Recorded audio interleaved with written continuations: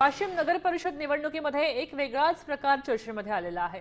भाजप पदाधिकारी धनंजय घोगेंनी चक्क उमेदवारी कापणाऱ्यांचे आभार मानलेत, असे बॅनर शहरामध्ये लावलेत। आता पक्षनिष्ठा सिद्ध करण्याची संधी दिल्याबद्दल धन्यवाद असा मजकूर या बॅनरवर आहे। उमेदवारी कापल्यानंतर ते पक्ष सोडतील किंवा अधिकृत उमेदवाराला अडचणीमध्ये आणतील अशा अफवांना पूर्णविराम देण्यासाठी हा निर्णय घेतल्याचं घोगे यांनी स्पष्ट केलंय। तेव्हा हा बॅनर शहरामध्ये चांगलाच चर्चेचा विषय ठरलाय।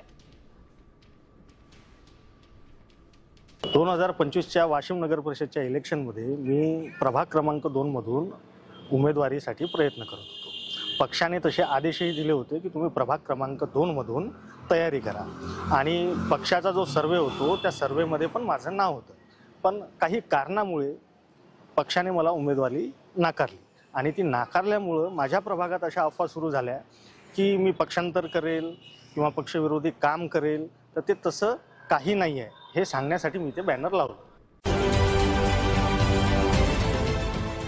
देश विदेशातील प्रत्येक घडामोडींचे लाईव्ह अपडेट मिळवण्यासाठी आता साम टीव्हीच्या सर्व सोशल मीडिया प्लॅटफॉर्मला लाईक, फॉलो आणि सबस्क्राईब करा। तसंच सर्व नोटिफिकेशनसाठी बेल आयकॉन प्रेस करायला विसरू नका।